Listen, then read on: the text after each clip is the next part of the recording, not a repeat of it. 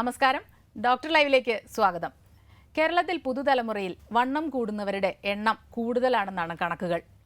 മാറിവരുന്ന ജീവിത സാഹചര്യങ്ങൾ, തെറ്റായ ഭക്ഷണക്രമങ്ങൾ, കൃത്യമായ വ്യായാമമില്ലായ്മ ഇതെല്ലാം അമിതവണ്ണത്തിന് കാരണമാകുന്നുണ്ട്. അമിതവണ്ണം ഒരു സൗന്ദര്യ പ്രശ്നം മാത്രമല്ല, വിവിധ ആരോഗ്യ പ്രശ്നങ്ങളിലേക്കും ഇത് നയിക്കുന്നുണ്ട്. അമിതവണ്ണത്തിന് പരിഹാരങ്ങൾ, വിശേഷിച്ച് ശസ്ത്രക്രിയയിലൂടെയുള്ള പരിഹാരങ്ങൾ, ഇതാണ് ഇന്നത്തെ ഡോക്ടർ ലൈവിലൂടെ.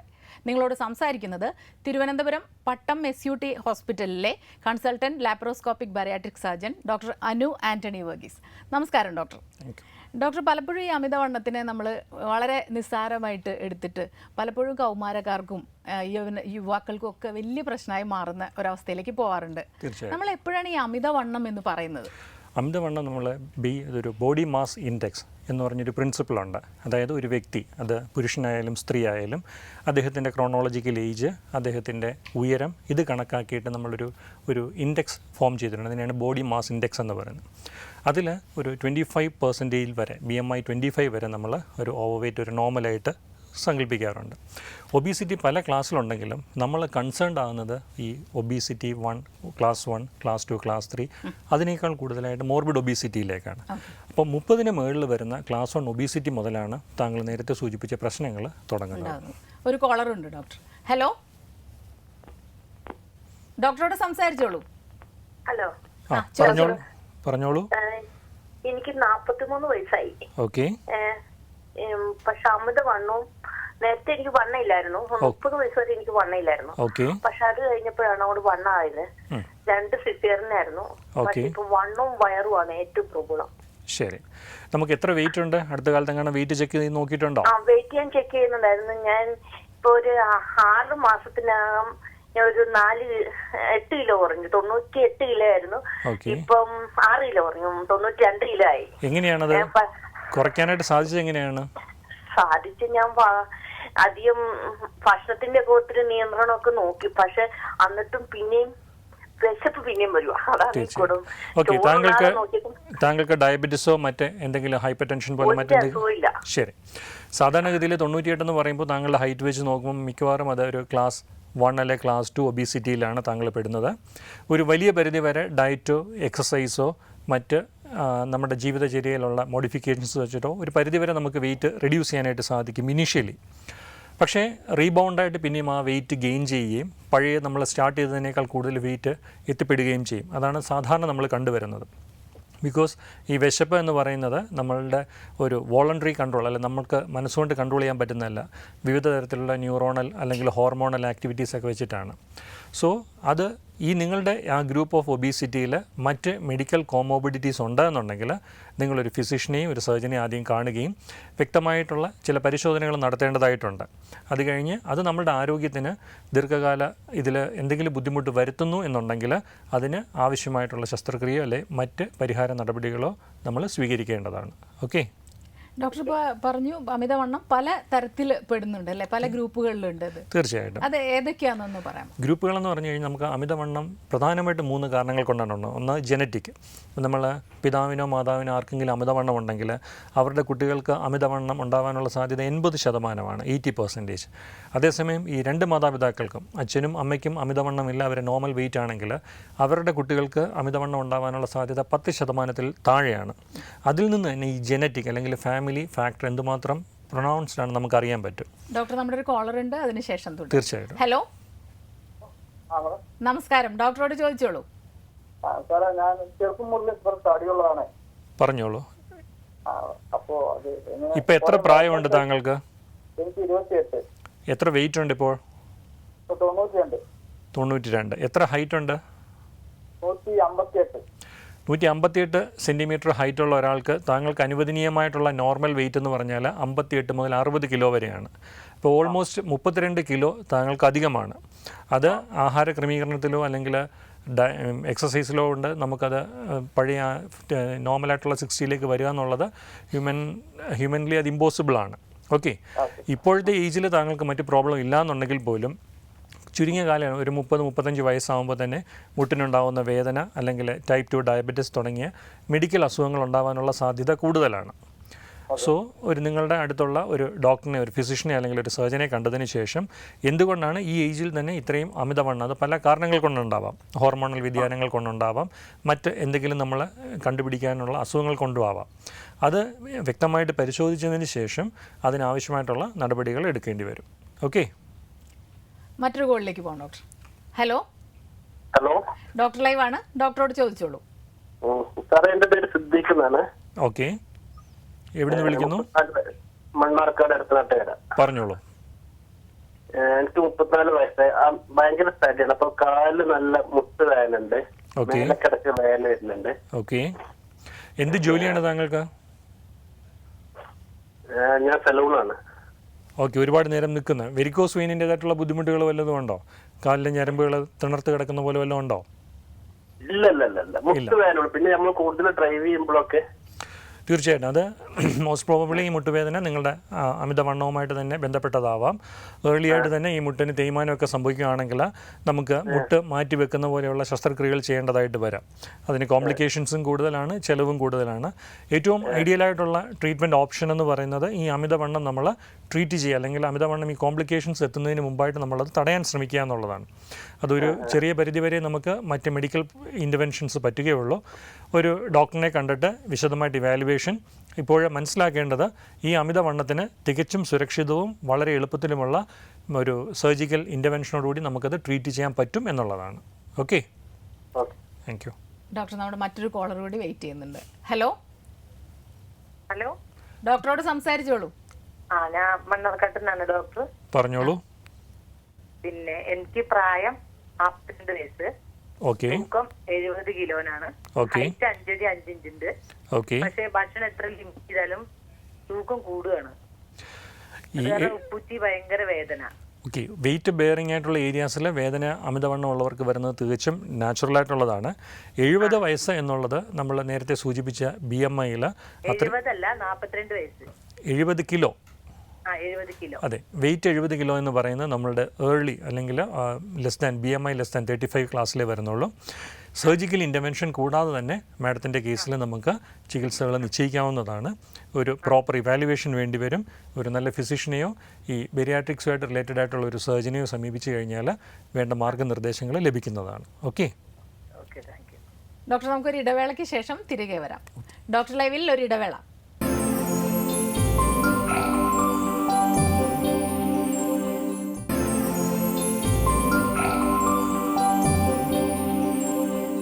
ഡോക്ടർ ലൈവ് തുടരുകയാണ്. ഡോക്ടർ ഇപ്പോൾ പറഞ്ഞു ചിലർക്ക് ശസ്ത്രക്രിയ വേണ്ടി വരുന്നു, മറ്റു ചിലർക്ക് ശസ്ത്രക്രിയ വേണ്ട. ഈ ശസ്ത്രക്രിയ ഇല്ലാതെ ഏതെല്ലാം തരത്തിലാണ് ഇതിനെ പരിഹരിക്കാൻ കഴിയുക? 1991 തന്നെ വേൾഡ് ഹെൽത്ത് ഓർഗനൈസേഷൻ WHO പറഞ്ഞിട്ടുണ്ട്, അപകടകരമായിട്ടുള്ള അമിതവണ്ണ സ്റ്റേജ്, ഞാൻ നേരത്തെ സൂചിപ്പിച്ച BMI ക്ലാസ് 1 ക്ലാസ് 2, അതിൽ ഈ പറഞ്ഞ മറ്റ് ശസ്ത്രക്രിയ അല്ലാതെ മെഡിക്കൽ ഇൻ്റർവെൻഷൻ ഒന്നും തന്നെ ഫലപ്രദമല്ല. അതിനേക്കാൾ വെയിറ്റ് കുറഞ്ഞ്, അതായത് ഏർലി ഒബീസിറ്റി ഉള്ളവരിൽ നമുക്ക് ഡയറ്റ്, എക്സസൈസസ്, വളരെ ചുരുക്കം ചില ആൾക്കാരിൽ ചില മെഡിസിൻസ്, അതായത് നമ്മുടെ ശരീരത്തിൽ നിന്ന് ഫാറ്റ് നമ്മൾ ഈവൻ ദോ കഴിച്ചു കഴിഞ്ഞാലും അതിൻ്റെ അബ്സോർപ്ഷൻ തടയുന്ന മെഡിസിൻസ് ഉണ്ട്. അതൊന്നും ദീർഘകാലത്തേക്ക് നമ്മളുടെ വെയിറ്റ് റെഡ്യൂസ് ചെയ്യാൻ നമ്മളെ സഹായിക്കത്തില്ല. ഈ നമ്മൾ നേരത്തെ സൂചിപ്പിച്ച BMI class 1 class 2 class 3 obesity ആണ് എന്നുണ്ടെന്നുണ്ടെങ്കിൽ തീർച്ചയായിട്ടും അവർക്ക് സർജിക്കൽ ഇൻ്റർവെൻഷൻ ഏതെങ്കിലും ഒരു സമയത്ത് വേണ്ടി വരും.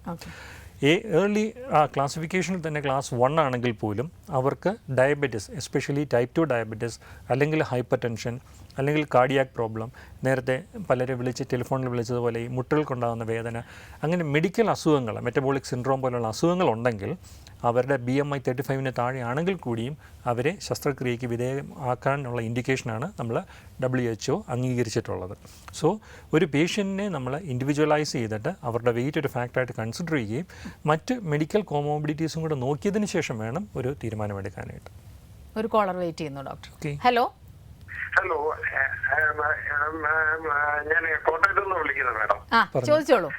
ഞാൻ എനിക്ക് 110 കിലോ ഉണ്ട്, 56 വയസ്സുണ്ട്. അന്നേരം മാഡം അതായത് ഈ കോൺസ്റ്റിറ്റ്യൂഷണൽ ഒബീസിറ്റി ആണെന്ന് പറയുന്നത്, അതിനെ കുറിച്ച് ഒന്ന് പറയാമോ? പിന്നെ അതിന്റെ കൂടെ ഒരു കാര്യം കൂടെ, ആ മോർബിഡ് ഒബീസിറ്റിയെ കുറിച്ചും കൂടെ ഒന്ന് വിശദീകരിക്കാമോ? ഓക്കെ, താങ്കളുടെ ഏജ് ഞാൻ പറഞ്ഞു, ഹൈറ്റ് എത്രയുണ്ട് താങ്കൾക്ക്? 56. അല്ല, ഏജ് 56. ഹൈറ്റ് എത്ര സെൻറ്റിമീറ്റർ ഹൈറ്റ് ആണോ ഉള്ളത്? 6 അടി പൊക്കത്തിന് മുകളിലുണ്ട്. അതായത് 180. സൈസാണ്. ശരി, 180 സെൻറ്റിമീറ്റർ ഉണ്ട് എന്നുണ്ടെങ്കിൽ താങ്കൾക്ക് അനുവദനീയമായിട്ടുള്ള താങ്കളുടെ വെയിറ്റ് അത് 80 കിലോയാണ്.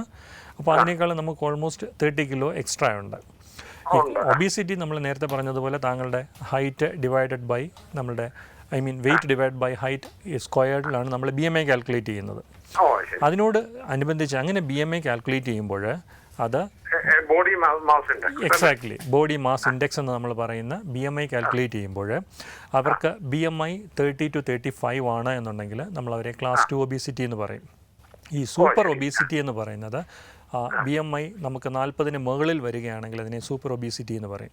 നമ്മൾ ആ ക്ലാസിഫിക്കേഷനിലേക്ക് അധികം പോയില്ലെങ്കിൽ പോലും നമുക്ക് മനസ്സിലാക്കേണ്ട അടിസ്ഥാന തത്വം എന്ന് പറയുന്നത് ഓരോ ഇൻഡിവിജ്വലിനും അവരുടെ ഏജിനും അവരുടെ ഹൈറ്റിനും നമുക്ക് BMI ക്ലാസിഫിക്കേഷൻസ് ഉണ്ട്. അത് പലപ്പോഴും നമ്മൾ യൂറോപ്യൻ അല്ലെങ്കിൽ US സ്റ്റാൻഡേർഡ്സിലാണ്. നമ്മുടെ ഏഷ്യൻ പോപ്പുലേഷൻസിലേക്ക് വരുമ്പോൾ നമ്മളുടെ പ്രിൻ്റഡ് ആയിട്ടുള്ള BMI അല്ല, നമ്മൾ കുറച്ച് കൺസെഷൻസും കുറച്ച് അഡീഷൻസും ചേർക്കാറുണ്ട്. സോ പരിചയസമ്പന്നനായിട്ടുള്ള ഒരു സർജൻ ആ പേഷ്യൻറ്റിനെ മൊത്തത്തിൽ ഇവാലുവേറ്റ് ചെയ്തിട്ടാണ്, അല്ലാതെ പ്യോർലി ഒരു BMI കാൽക്കുലേഷൻ വെച്ച് മാത്രം നമുക്കൊരു ട്രീറ്റ്മെൻറ്റ് സ്റ്റാർട്ട് ചെയ്യാൻ പറ്റില്ല. ഈ പേഷ്യൻറ്റിൻ്റെ BMI കൂടുതലാകുകയും അദ്ദേഹത്തിന് ഒബീസിറ്റി റിലേറ്റഡ് ആയിട്ടുള്ള മെഡിക്കൽ കോമോബിഡിറ്റീസ് ഉണ്ട് എന്നുണ്ടെങ്കിൽ തീർച്ചയായിട്ടും ഫർദർ ഇവാലുവേഷൻസും ഫർദർ ഇൻ്റർവെൻഷൻസും റിക്വയർഡ് ആണ്. ഇല്ല, തീർച്ചയായിട്ടും ഈ ലൈപ്പോസെക്ഷൻ എന്ന് പറയുന്നത് പ്യോർലി ഒരു കോസ്മെറ്റിക് ഇൻ്റർവെൻഷൻ മാത്രമാണ്. ലൈപ്പോസെക്ഷൻ ഏതെങ്കിലും ഒരു ഏരിയയിൽ, എസ്പെഷ്യലി ചെസ്റ്റിൽ അല്ലെങ്കിൽ അബ്ഡമനിൽ, അവിടെ മാത്രം അണിഞ്ഞുകൂടുന്ന ഫാറ്റിനെ റിമൂവ് ചെയ്യുക എന്നുള്ളതാണ്. അത് പ്യോർലി ഒരു പ്ലാസ്റ്റിക് സർജറിയാണ്. അതുകൊണ്ട് നമുക്ക് ഉണ്ടാകുന്ന കോൺസ്റ്റിറ്റ്യൂഷനിൽ നമ്മുടെ മെറ്റബോളിക് ആയിട്ടുള്ള മറ്റ് അസുഖങ്ങൾക്ക് യാതൊരു വിധത്തിലുള്ള ഒരു ചികിത്സയും നമുക്ക് ലഭ്യമാകുന്നില്ല. നമ്മൾ ബെറിയാട്രിക് സർജറി അല്ലെങ്കിൽ അമിതവണ്ണം കുറയ്ക്കുക എന്ന് പറഞ്ഞാൽ നമ്മളുടെ ശരീരത്തിൽ ഉണ്ടായിരിക്കുന്ന എക്സസ് കൊഴുപ്പിനെ, കാരണം ഈ കൊഴുപ്പിൽ മറ്റ് പല ഹോർമോൺസും ആക്ട് ചെയ്തിട്ടാണ് നമ്മൾക്ക് അപകടകരമായിട്ടുള്ള മറ്റ് പ്രോബ്ലംസ് ഉണ്ടാകുന്നത്. സോ അത് റിമൂവ് ചെയ്യുന്നതിന് ബെറിയാട്രിക് സർജറി തന്നെയാണ് ആവശ്യമാണ്. അടുത്തൊരു കോളിലേക്ക് പോകാം ഡോക്ടർ. Okay, hello. എന്റെ മോക്ക് വേണ്ടിട്ടാണേ. പറഞ്ഞോളൂ. 22 വയസ്സുണ്ട്. അപ്പൊ ഗുളികച്ചിരി വണ്ണക്കൂടലുണ്ട്. ഓക്കെ, അപ്പൊ അത് കുറയ്ക്കാണ്ട് ചെയ്യുന്നതാണ്. തീർച്ചയായിട്ടും നമ്മൾ ഈ പറഞ്ഞതുപോലെ ഇതിപ്പം താങ്കളുടെ മകള് കല്യാണം കഴിച്ചിട്ടുണ്ടാവില്ലല്ലോ അല്ലേ? ഇല്ല. ശരി, സാധാരണഗതിയിൽ മാരേജൊക്കെ കഴിഞ്ഞിട്ട് ഇങ്ങനെ അമിതവണ്ണമുള്ള പലർക്കും ഇൻഫെർട്ടിലിറ്റി എന്ന് പറയുന്ന അല്ലെങ്കിൽ ഗർഭിണിയാകാനുള്ള ബുദ്ധിമുട്ടുകളും കണ്ടുവരാറുണ്ട്. തീർച്ചയായിട്ടും ഒരു ഇവാലുവേഷൻ നടത്തുകയും അത് നമ്മുടെ ഈ നേരത്തെ സൂചിപ്പിച്ചതുപോലെ നമ്മുടെ നാട്ടിലൊക്കെ ഇപ്പോൾ ഇൻഫെർട്ടിലിറ്റിയുടെ റേറ്റ് വളരെ കൂടുതലാണ്. ഇതിൽ മേജറായിട്ടുള്ളൊരു ഫാക്ടർ എന്ന് പറയുന്നത് ഈ പോളിസിസ്റ്റിക് ഒവേറിയൻ ഡിസീസ് എന്ന് പറയും, PCOD. അത് അമിതവണ്ണമുള്ളവരിലാണ് കണ്ടുവരുന്നത്. ആ കാറ്റഗറിയിലാണ് താങ്കളുടെ മകളെങ്കിൽ അതിന് വ്യക്തമായിട്ടുള്ള ട്രീറ്റ്മെൻറ്റ് ഓപ്ഷൻസ് ഉണ്ട്. അത് ഇവാലുവേഷൻ കഴിഞ്ഞിട്ടേ പറയാൻ പറ്റുള്ളൂ. അപ്പോൾ ആദ്യം ഒരു ഗൈനക്കോളജിസ്റ്റിനെയോ അല്ലെങ്കിൽ ഒരു എൻഡോക്രിനോളജിസ്റ്റിനെയോ കാണുക.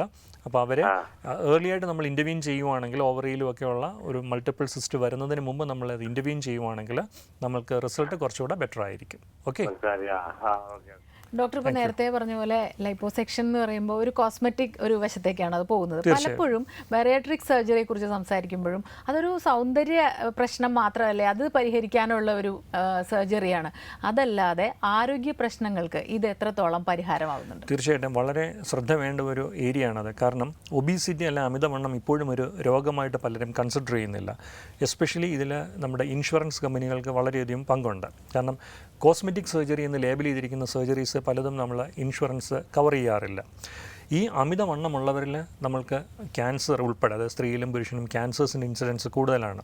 ഞാൻ നേരത്തെ സൂചിപ്പിച്ച പോലെ ഹാർട്ട് ഡിസീസ്, ഡയബറ്റിസ്, അതിൻ്റെ കോംപ്ലിക്കേഷൻസും കൂടുതലാണ്. ഇങ്ങനെയുള്ളൊരു രോഗിയെ ലൈഫ് ലോങ് ആയിട്ട് നമ്മൾ മറ്റ് മെഡിക്കൽ കണ്ടീഷൻസിന് വേണ്ടി ട്രീറ്റ് ചെയ്യുമ്പോൾ സപ്പോർട്ട് ചെയ്യേണ്ട ആ ഒരു ഇൻഷുറൻസിൻ്റെ എമൗണ്ട് എന്ന് പറയുന്നത് ഈ സർജറിയുമായിട്ട് കമ്പയർ ചെയ്യുമ്പോൾ പല മടങ്ങ് കൂടുതലാണ്. അത് റിയലൈസ് ചെയ്തതുകൊണ്ടാണ് ഇപ്പോൾ US-ലായാലും യൂറോപ്യൻ കൺട്രീസിലായാലും കോസ്മെറ്റിക് സർജറി എന്നുള്ള കാറ്റഗറിയിൽ നിന്ന് മാറ്റിയിട്ട് ഇതൊരു മെറ്റബോളിക് സർജറി എന്നുള്ള രീതിയിലേക്ക് വരുന്നത്. കാരണം തീർച്ചയായിട്ടും ഇത് ആ ഒരു രോഗിയുടെ, കാരണം ആ പേഷ്യൻറ്റിനെ ഒരു രോഗിയെന്ന് മാത്രമേ നമുക്ക് പറയാൻ പറ്റുള്ളൂ. കാരണം ഒബീസിറ്റി അതൊരു രോഗം തന്നെയാണ്. ആ രോഗിക്കുണ്ടാകുന്ന മറ്റ് പല ജീവന് അപകടകരമാകുന്ന സിറ്റുവേഷൻസിൽ നിന്നും അതിനെ പ്രിവെൻറ്റ് ചെയ്യുക എന്നുള്ളതാണ്. അല്ലാതെ വെയിറ്റ് കുറച്ച് ഒരു സൗന്ദര്യവാനോ അല്ലെങ്കിൽ ഒരു സൗന്ദര്യവതി ആക്കുക എന്നുള്ളതല്ല ബെറിയാട്രിക് സർജറിയുടെ ഉദ്ദേശം. ഡോക്ടർ, നമുക്ക് മറ്റൊരു ഇടവേളയ്ക്ക് ശേഷം തിരികെ വരാം. ഡോക്ടർ ലൈവിൽ ഒരു ഇടവേള കൂടി.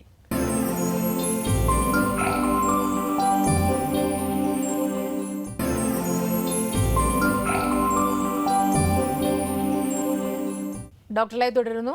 ഡോക്ടർ, ഇപ്പോൾ സർജറിയെ കുറിച്ച് പറയുമ്പോൾ തന്നെ പലർക്കും പേടിയാണ്. കാര്യം നമ്മൾ എത്രയൊക്കെ അഡ്വാൻസ്ഡ് ആയിട്ടുണ്ടെങ്കിലും സർജറി എന്ന് കേൾക്കുമ്പോൾ ഭയം.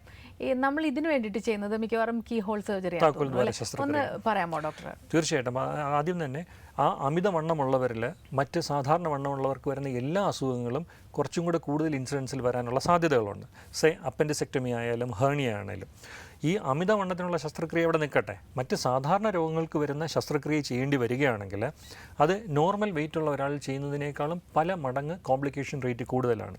ഇൻഫെക്ഷൻ തുടങ്ങി മറ്റു പല ഇൻസിഷൻ ഹേർണിയാസ് അങ്ങനെ പല കണ്ടീഷൻസും അമിതവണ്ണമുള്ളവരിൽ കൂടുതലാണ് കാണുന്നത്. അപ്പോൾ തീർച്ചയായിട്ടും അവരുടെ ഏജ് പ്രോഗ്രസ് ചെയ്യുന്നതനുസരിച്ച് ഇതുപോലെ മറ്റ് സർജറികൾ ആവശ്യമായിട്ട് വരികയാണെങ്കിൽ അത് പ്രിവെൻറ്റ് ചെയ്യാൻ അല്ലെങ്കിൽ നേരത്തെ കൺട്രോൾ ചെയ്യുന്നതാണ് എപ്പോഴും നല്ല ഒരു തീരുമാനം. അമിതവണ്ണത്തിനുള്ള ശസ്ത്രക്രിയ തീർച്ചയായിട്ടും ഒരു സാധാരണ പിത്തസഞ്ചിയിലെ ഗോൾ ബ്ലാഡറിലെ കല്ലോ അല്ലെങ്കിൽ ഒരു ഹെർണിയ ചെയ്യുന്നതിനേക്കാളോ സിമ്പിളായിട്ട് ചെയ്യാവുന്നതാണ്. നമുക്ക് താക്കോൽ ദ്വാരത്തിൽ ചെയ്യുന്നതായതുകൊണ്ട് കേവലം 2 മുതൽ 3, അതായത് 72 മണിക്കൂറിനുള്ളിൽ തന്നെ രോഗിക്ക് ഹോസ്പിറ്റലിൽ നിന്ന് ഡിസ്ചാർജ് ചെയ്യാവുന്നതാണ്. ഒരാഴ്ചയ്ക്കുള്ളിൽ തന്നെ അവരിപ്പോൾ ഓഫീസ് വർക്കൊക്കെയാണ് അവർക്ക് റീജോയിൻ ചെയ്യാം. ഒരു തരത്തിലുള്ള ഒരു പ്രൊലോങ്ഡ് ആയിട്ടുള്ള ലീവോ അല്ലെങ്കിൽ ലോസ് ഓഫ് പേയോ ഒന്നും ഇതിൽ സംഭവിക്കുന്നില്ല. സർജറി കഴിഞ്ഞാൽ ഡേ 1 മുതൽ തന്നെ അവരുടെ മെറ്റബോളിക് ഡിസീസസ് ലൈക്ക് ഷുഗർ അല്ലെങ്കിൽ ഡയബറ്റീസ് ഒക്കെ കൺട്രോൾഡ് ആയിട്ട് വരും. അവരുടെ നോർമലായിട്ടുള്ള ക്വാളിറ്റി ഓഫ് ലൈഫ് വിതിൻ ഒരു 3 to 4 വീക്സ് വളരെയധികം നോർമലൈസ് ചെയ്യും അവരുടെ ആ നേരത്തെയുള്ള വെയിറ്റുള്ള സമയത്തേക്കാളും. ഓക്കെ ഡോക്ടർ, ഇപ്പോൾ പല അസുഖങ്ങൾക്കും ശസ്ത്രക്രിയ കഴിഞ്ഞു കഴിഞ്ഞാൽ ഇത് ട്രീറ്റ്മെൻറ്റ് കഴിഞ്ഞു, ഇനിയിപ്പോൾ എനിക്ക് പഴയ പോലെ തന്നെ എല്ലാം ചെയ്യാം എന്ന് ഭക്ഷണ കാര്യത്തിൽ ഒന്നും ശ്രദ്ധിക്കാത്ത ഒരവസ്ഥ പലപ്പോഴും കണ്ടുവരാറുണ്ട്. ഇപ്പോൾ നമ്മൾ ഈ അമിതവണ്ണം ഉണ്ടാകുന്നവരിലും കൃത്യമായ കാരണങ്ങൾ ഉണ്ടാകുമല്ലോ ഈ അമിതവണ്ണത്തിന്. അപ്പോൾ ശസ്ത്രക്രിയ കഴിഞ്ഞാൽ ഇവരെന്തെല്ലാം കാര്യങ്ങൾ ശ്രദ്ധിക്കും? വളരെ ഇമ്പോർട്ടൻ്റ് ആയിട്ടുള്ള ഒരു ക്വസ്റ്റ്യനാണ്. കാരണം എന്ന് പറഞ്ഞാൽ അമിതവണ്ണത്തിനുള്ള ശസ്ത്രക്രിയ അതൊരു ലൈഫ് ലോങ് കമ്മിറ്റ്മെൻ്റ് ആണ്, രോഗിയുടെ ഭാഗത്തു നിന്നും കുടുംബാംഗങ്ങളുടെ ഭാഗത്തു നിന്നും. ഒരു തെറ്റായ ധാരണയുണ്ട് നമ്മൾ ഈ ശസ്ത്രക്രിയയ്ക്ക് ശേഷം രോഗിക്ക് ആഹാരം കഴിക്കുന്നതിൽ ഒരുപാട് റെസ്ട്രിക്ഷൻസ് ഉണ്ടാകുമെന്ന്. അബ്സല്യൂട്ട്ലി അല്ല. സർജറിക്ക് മുമ്പായിട്ട് രോഗി ഏതൊക്കെ ആഹാരം കഴിച്ചിരുന്നോ ആ ആഹാരങ്ങളെല്ലാം തന്നെയും ഓപ്പറേഷൻ ശേഷം അദ്ദേഹത്തിന് കഴിക്കാവുന്നതാണ്. നമ്മൾ തടയുന്നത് യൂഷ്വലി ആൽക്കഹോളിക് അല്ലെങ്കിൽ ഹൈ കാലറി ബിവറേജസ് മാത്രമാണ് നമ്മൾ അവോയ്ഡ് ചെയ്യണമെന്ന് പറയുന്നത്. തീർച്ചയായിട്ടും നേരത്തെ കഴിച്ചിരിക്കുന്ന അളവിനേക്കാൾ കുറവായിരിക്കും, പക്ഷേ എല്ലാ ആഹാരവും രോഗിക്ക് കഴിക്കാം. പക്ഷേ മിതമായ രീതിയിലാണെങ്കിൽ പോലും ഡോക്ടർ അഡ്വൈസ് ചെയ്യുന്ന എക്സസൈസസ്, ഈ സ്മോക്കിംഗ് പോലുള്ള ദുശീലങ്ങൾ അവോയ്ഡ് ചെയ്യുക. ആഹാരം തന്നെ അതിൻ്റെ കാലറി വൈസായിട്ടൊരു നല്ല ഡയറ്റീഷ്യൻ പറയുന്ന രീതിയിൽ അത് ഫോളോ ചെയ്യുവാണെങ്കിൽ തീർച്ചയായിട്ടും ഈ നമ്മൾ അച്ചീവ് ചെയ്യുന്ന ഒരു സർജറി കഴിഞ്ഞാൽ റീസണബിളി 25 to 30 kilograms റിഡക്ഷനാണ് വരുന്നത്. ആ പേഷ്യൻറ്റിനെ അദ്ദേഹത്തിൻ്റെ മോർട്ടാലിറ്റി അല്ലെങ്കിൽ ജീവിതത്തിൻ്റെ ഡ്യൂറേഷൻ കുറയുന്നതിൽ നിന്നും ഈ 35 കിലോസിൻ്റെ ലോസ് വളരെയധികം സഹായിക്കുകയും ചെയ്യും. പക്ഷേ നമ്മളിപ്പോൾ കണ്ടുവരുന്നത് ഈ അമിതവണ്ണം ഉണ്ടായിരുന്ന ഒരു രോഗി ശസ്ത്രക്രിയയ്ക്ക് ശേഷം കുറച്ച് നാൾ കഴിയുമ്പം ഈ സ്ട്രിക്റ്റ് ആയിട്ടുള്ള ഡയറ്റിൽ നിന്നൊക്കെ മാറുകയും അവർ പിന്നീട് രണ്ടാമത് വണ്ണം കൂടുകയും ചെയ്യും. അങ്ങനെ രണ്ടാമത് കൂടുന്നവരിപ്പോൾ വന്ന് പിന്നെ രണ്ടാമത് മെറ്റബോളിക് സർജറി ചെയ്യുകയാണ്. കാരണം അവർക്കറിയാം ഈ സർജറി ചെയ്തതിന് ശേഷം ഉണ്ടാകുന്ന അഡ്വാൻറ്റേജസ്, അവർക്ക് സമൂഹത്തിൽ ലഭിക്കുന്ന ബുദ്ധിമുട്ടുകൾ അതെല്ലാം ഈ ശസ്ത്രക്രിയ കഴിയുമ്പോൾ മാറും. പക്ഷേ നമുക്കിതിങ്ങനെ കണ്ടിന്യൂസ് ആയിട്ട് ചെയ്തുകൊണ്ടിരിക്കാവുന്ന ഒരു പ്രൊസീജിയർ അല്ല ഇത്. അപ്പോൾ നമ്മൾ ചെയ്യുന്നത് രോഗിയെ സർജറിക്ക് മുമ്പായിട്ട് തന്നെ കൗൺസിൽ ചെയ്യുകയും ഈ ഒരു കമ്മിറ്റ്മെൻറ്റ് അത് അവർക്ക് ലൈഫ് ലോങ് ഉള്ളതാണെന്ന് അവരെ മനസ്സിലാക്കുകയും അങ്ങനെ അതിന് തയ്യാറുണ്ടെങ്കിൽ മാത്രം താക്കോൽ ദ്വാരത്തിൽ വളരെ സിമ്പിളായിട്ട് ഇത് ചെയ്യാവുന്നതാണ്. ഡോക്ടർ, ഇപ്പോൾ പല സർജറികളും ചെയ്യുമ്പോൾ മറ്റു പല അസുഖങ്ങളും ഉണ്ടോ? ഇപ്പോൾ ബ്ലഡ് പ്രഷർ ഉള്ളവർ അല്ലെങ്കിൽ കാർഡിയോളജി പ്രോബ്ലംസ് ഉള്ളവർ, അവർക്ക് സർജറി ചെയ്യാൻ പറ്റാത്ത ചില കാര്യങ്ങളുണ്ടല്ലോ. ഈ സർജറിയിൽ അത്തരം കാര്യങ്ങൾ ശ്രദ്ധിക്കേണ്ടതുണ്ടോ? തീർച്ചയായിട്ടും അമിതവണ്ണമുള്ളവരിൽ ഈ പറഞ്ഞ മെഡിക്കൽ പ്രോബ്ലംസിൻ്റെ ഇൻസിഡൻസ് കൂടുതലാണ്. പക്ഷേ അതൊരു കോൺട്രാ ഇൻഡിക്കേഷൻ അല്ല. ആ മെഡിക്കൽ കണ്ടീഷൻസിനെ ഒരു പരിധിവരെ കൺട്രോൾ ചെയ്യുകയും ആ കൺട്രോൾഡ് സിറ്റുവേഷനിൽ ആ ശസ്ത്രക്രിയ ചെയ്യുകയും ചെയ്യാവുന്നതാണ്. അതിന് നമ്മുടെ സയൻസൊക്കെ വളരെയധികം അഡ്വാൻസ്ഡ് ആണ്. ഈവൻ ഹാർട്ട് ഡിസീസ് ഉണ്ടെങ്കിൽ പോലും ആ രോഗികൾക്ക് കാലക്രമേണ കുറച്ച് നാളുകൾക്ക് അപ്പുറത്ത് ഒരു ഹാർട്ടിൻ്റെ സർജറി ചെയ്യുന്നതിനേക്കാളും സേഫായിട്ടും സിമ്പിളായിട്ടും നമുക്ക് ബേറിയാട്രിക് സർജറി ചെയ്യാം. ഇതെല്ലാം തന്നെ എവിഡൻസ് ബേസ്ഡ് ആണ്, പഠനങ്ങളിൽ വ്യക്തമായിട്ടും അത് സ്ഥിരീകരിച്ചിട്ടുള്ളതുമാണ്. മറ്റൊരു കാര്യം, പ്രായം ഒരു ഘടകമാകുന്നുണ്ടോ എന്നുള്ളതാണ്. ഏതെങ്കിലും തരത്തിൽ കുറഞ്ഞ പ്രായപരിധി ഉണ്ടോ അല്ലെങ്കിൽ കൂടിയ പ്രായപരിധി? തീർച്ചയായിട്ടും ലിറ്ററേച്ചർ പരിശോധിച്ചാൽ നമ്മൾ 18 മുതൽ 60-65 വരെയാണ് നമ്മൾ ഇതിനു മുമ്പ് സ്വീകരിച്ചിരുന്ന ആ ഒരു അളവ്. കാരണം എന്ന് പറഞ്ഞാൽ 18 വയസ്സാകുമ്പോഴേക്കും ഒരാളുടെ ഗ്രോത്ത് പീരീഡ് ഓൾമോസ്റ്റ് തീരും എന്നുള്ളത്. പക്ഷേ നമ്മുടെ ഇന്ത്യയിൽ തന്നെ റിപ്പോർട്ട്സ് ഉണ്ട് മറ്റ് 1-2 ഒബീസിറ്റി റിലേറ്റഡ് അസുഖങ്ങളുള്ളതുകൊണ്ട് 12 വയസ്സുള്ളവർക്ക് തന്നെ ഈ ഒബീസിറ്റി സർജറി ചെയ്തതായിട്ട്. പക്ഷേ നമ്മുടെ ഒന്നും സ്ഥലത്ത്, കേരളത്തിലെ പോലുള്ള സ്ഥലത്ത് അത്രയും ചെറിയ പ്രായത്തിൽ നമ്മൾ ചെയ്തു തുടങ്ങാറില്ല. നമ്മുടെ ഒരു കോളർ വെയിറ്റ് ചെയ്യുന്നു doctor. Hello hello, doctor live ആണ്, ഡോക്ടറോട് സംസാരിച്ചോളൂ. പറഞ്ഞോളൂ. ഹലോ ഇത് എന്റെ ഭാര്യക്കാണ് സാർ. പറഞ്ഞോളൂ. എന്റെ ഭാര്യക്കാണ് ഇത് സ്റ്റഡി ജാസ്തി. പറഞ്ഞോളൂ, കേൾക്കുന്നുണ്ട്, പറഞ്ഞോളൂ. എത്ര വെയിറ്റ് ഉണ്ട് വൈഫിന്? എത്ര വെയിറ്റ്? 101 കിലോ. ഓക്കെ. എത്ര വയസ്സുണ്ട് അദ്ദേഹത്തിന്? വയസ്സ് 42. 42. എത്ര കുട്ടികളുണ്ട്? 3 ആൺകുട്ടികൾ. ശരി. മറ്റെന്തെങ്കിലും ബുദ്ധിമുട്ടുകളുണ്ടോ? മുട്ടിന് വേദനയോ? മുട്ടല്ല, കിഡ്നി രണ്ട് കിഡ്നിക്ക് പ്രശ്നമുണ്ട് ഇപ്പോ.